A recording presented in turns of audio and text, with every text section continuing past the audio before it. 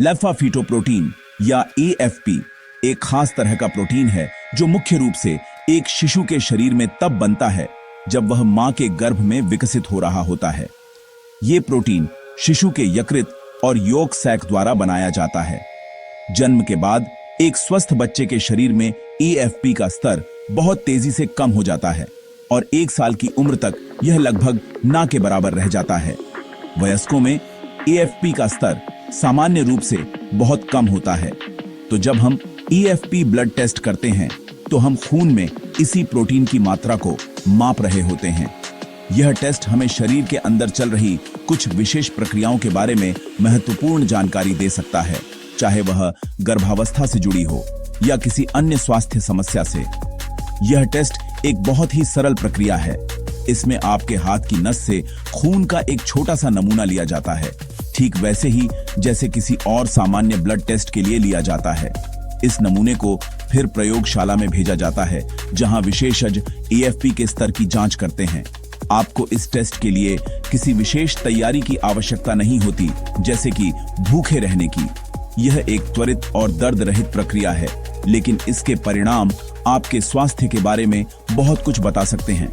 यह टेस्ट एक screening tool के रूप में काम करता है, जिसका मतलब है कि यह किसी समस्या की ओर इशारा कर सकता है, लेकिन यह अपने आप में किसी बीमारी का अंतिम निदान नहीं करता है। FP ब्लड टेस्ट कई अलग अलग कारणों से किया जाता है। इसका सबसे आम उपयोग गर्भावस्था के दौरान होता है, जहां यह गर्भ में पल रहे शिशु के स्वास्थ्य का आकलन करने में मदद करता है। इसके अलावा यह टेस्ट वयस्कों में भी किया जाता है, खासकर जब डॉक्टर को लिवर से जुड़ी किसी बीमारी जैसे कि सिरोसिस या हेपेटाइटिस का संदेह होता है। सबसे महत्वपूर्ण बात यह है कि AFP कुछ विशेष प्रकार के कैंसर जैसे कि लिवर कैंसर, टेस्टिकुलर कैंसर और ओवेरियन कैंसर के लिए एक ट्यूमर मार्कर के रूप में भी काम करता है। ट्यूमर मार्कर ऐसे पदार्थ होते हैं जो कैंसर कोशिकाओं द्वारा बनाए जाते हैं या शरीर द्वारा कैंसर की प्रतिक्रिया में बनाए जाते हैं। जब डॉक्टर आपको यह टेस्ट करवाने की सलाह देते हैं, तो इसका उद्देश्य किसी संभावित स्वास्थ्य जोखिम का जल्दी पता लगाना होता है। यह एक प्रारंभिक जांच है जो डॉक्टरों को यह तय करने में मदद करती है कि क्या आगे और विस्तृत जांच की आवश्यकता है। उदाहरण के लिए, यदि किसी को पहले से लिवर की कोई पुरानी बीमारी है, तो डॉक्टर नियमित रूप से AFP टेस्ट करवाने की सलाह दे सकते हैं, ताकि लिवर कैंसर के किसी भी शुरुआती लक्षण को समय पर पकड़ा जा सके। यह समझना महत्वपूर्ण है कि यह टेस्ट केवल एक संकेत है और इसके परिणामों की व्याख्या हमेशा आपकी पूरी मेडिकल हिस्ट्री और अन्य जांचों के संदर्भ में की जानी चाहिए।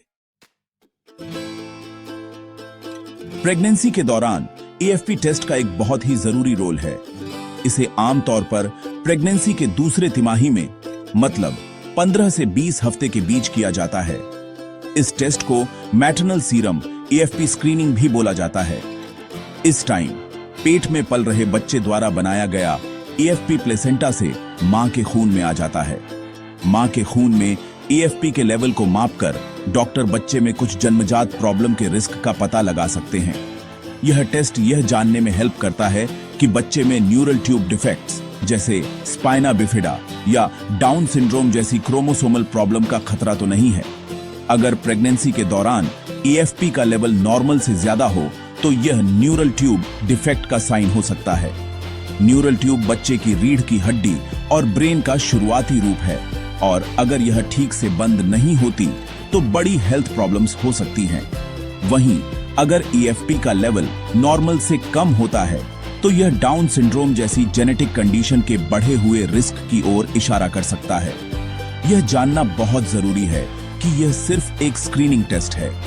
अब नॉर्मल रिजल्ट का मतलब यह नहीं है कि बच्चे को पक्का कोई प्रॉब्लम है, बल्कि यह सिर्फ यह बताता है कि आगे की जांच जैसे अल्ट्रासाउंड या एमनियोसेंटेसिस की जरूरत हो सकती है।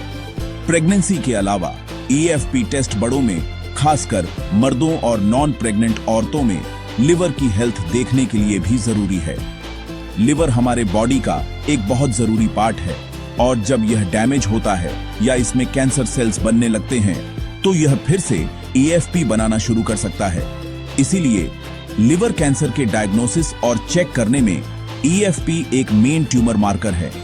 जिन लोगों को क्रोनिक हेपेटाइटिस बी या सी या लिवर सिरोसिस जैसी बीमारियां होती हैं, उनमें लिवर कैंसर का रिस्क ज्यादा होता है।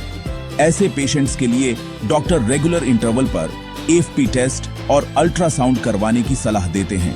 इसके अलावा AFP का बढ़ा हुआ लेवल कुछ और टाइप के कैंसर का भी साइन हो सकता है। इसमें टेस्टिकुलर कैंसर, खासकर non seminoma germ cell tumour, और ओवेरियन कैंसर मतलब अंडाशय का जर्म सेल ट्यूमर शामिल है।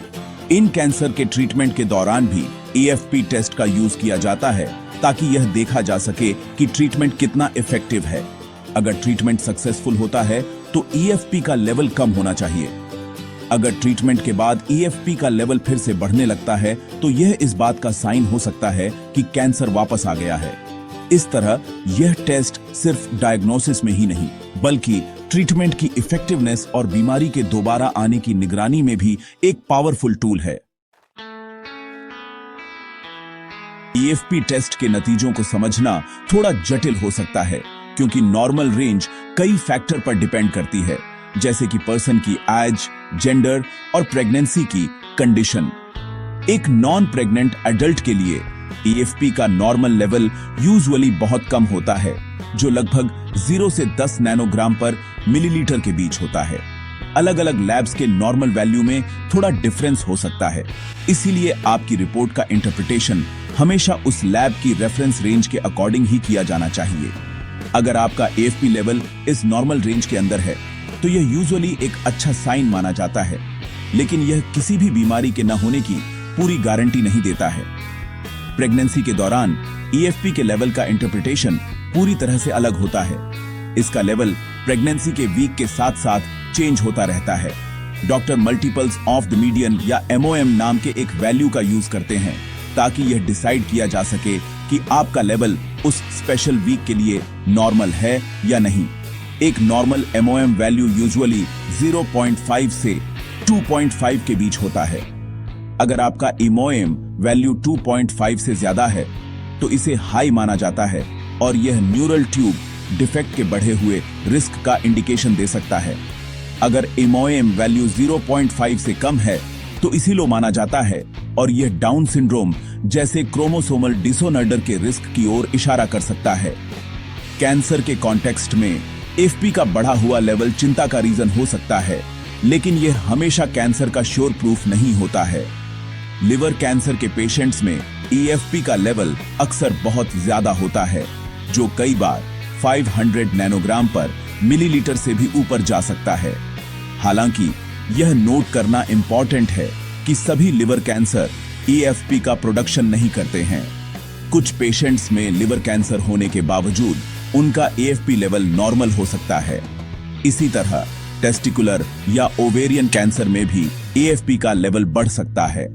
लेवल जितना ज्यादा होगा, कैंसर की पॉसिबिलिटी उतनी ही ज्यादा मानी जाती है, लेकिन डायग्नोसिस की कंफर्मेशन के लिए दूसरे इन्वेस्टिगेशन की जरूरत होती है। यह समझना सबसे इंपॉर्टेंट है कि AFP का लेवल बढ़ने के और भी कई रीजन हो सकते हैं जो कैंसर से रिलेटेड नहीं हैं। लिवर की दूसरी बीमारियां जैसे कि क्रोनिक हेपेटाइटिस या सिरोसिस भी AFP के लेवल को बढ़ा सकती हैं। इसके अलावा कुछ दूसरी रेयर कंडीशंस में भी यह बढ़ सकता है। इसलिए एक अबनॉर्मल AFP रिपोर्ट मिलने पर घबराना नहीं चाहिए। यह केवल एक इंडिकेशन है कि आपकी बॉडी में कुछ हो रहा है और आपके डॉक्टर को इसकी तह तक जाने के लिए आगे की इन्वेस्टिगेशन करने की जरूरत है। रिपोर्ट का सही इंटरप्रिटेशन केवल एक क्वालिफाइड डॉक्टर ही कर सकता है। यदि आपका AFP ब्लड टेस्ट का परिणाम सामान्य से अधिक आता है तो सबसे पहला और महत्वपूर्ण कदम है शांत रहना और अपने डॉक्टर से परामर्श करना। जैसा कि हमने चर्चा की, बढ़ा हुआ AFP स्तर हमेशा कैंसर का संकेत नहीं होता है। डॉक्टर आपकी पूरी मेडिकल हिस्ट्री, लक्षणों और अन्य जोखिम कारकों का मूल्यांकन करेंगे ताकि यह समझ सके कि इस बढ़े हुए स्तर का संभावित कारण क्या हो सकता है। वे आपसे आपकी जीवन शैली, शराब के सेवन और किसी भी मौजूदा लिवर की स्थिति के बारे में सवाल पूछ सकते हैं। यह जानकारी उन्हें आगे के कदमों की सही योजना बनाने में मदद करेगी। और अनावश्यक चिंता से बचाएगी। निदान की पुष्टि करने और बढ़े हुए ईएफपी के कारण का पता लगाने के लिए डॉक्टर आमतौर पर कुछ और जांचों की सलाह देते हैं। इनमें सबसे आम इमेजिंग टेस्ट होते हैं, जैसे कि पेट का अल्ट्रासाउंड, सीटी स्कैन या एमआरआई। ये टेस्ट डॉक्टर को आपके लिवर और पेट के अन्य अंगों की विस्तृत तस्वीरें देखने में मदद करते हैं, जिससे वे किसी भी ट्यूमर, गांठ या अन्य असामान्यता का पता लगा सकते हैं। यदि कोई संदिग्ध गांठ मिलती है तो निदान की पुष्टि के लिए बायोप्सी की आवश्यकता हो सकती है। बायोप्सी में उस गांठ से ऊतक का एक छोटा सा नमूना निकालकर माइक्रोस्कोप के नीचे जांच की जाती है। यदि जांच में कैंसर की पुष्टि होती है तो उपचार का प्रकार और दिशा कई बातों पर निर्भर करेगी, जैसे कि कैंसर का प्रकार, उसका चरण और मरीज का समग्र स्वास्थ्य। लिवर कैंसर के लिए उपचार के विकल्पों में surgery, liver transplant, tumour ablation, chemotherapy और टारगेटेड थेरेपी शामिल हो सकती है। टेस्टिकुलर या ओवेरियन कैंसर के लिए उपचार में आमतौर पर सर्जरी, कीमोथेरेपी और कभी-कभी रेडिएशन थेरेपी शामिल होती है। आपका डॉक्टर आपके लिए सबसे उपयुक्त उपचार योजना तैयार करेगा। अंत में यह याद रखना महत्वपूर्ण है कि स्वास्थ्य के प्रति एक सकारात्मक और सक्रिय दृष्टिकोण बनाए रखना आवश्यक है। यदि आपका ईएफपी स्तर बढ़ा हुआ है तो घबराने के बजाय इसे एक चेतावनी संकेत के रूप में देखें और अपने डॉक्टर के निर्देशों का पालन करें। सही समय पर सही जांच और इलाज से कई बीमारियों का सफलतापूर्वक प्रबंधन किया जा सकता है। इसके साथ ही अपनी जीवन शैली में सुधार करना भी बहुत महत्वपूर्ण है। संतुलित आहार लें, नियमित व्यायाम करें, शराब का सेवन सीमित करें और धूम्रपान से बचें। ये स्वस्थ आदतें न केवल आपके लिवर को स्वस्थ रखने में मदद करती हैं, बल्कि आपके समग्र स्वास्थ्य को भी बेहतर बनाती है और आपको किसी भी बीमारी से लड़ने की ताकत देती है।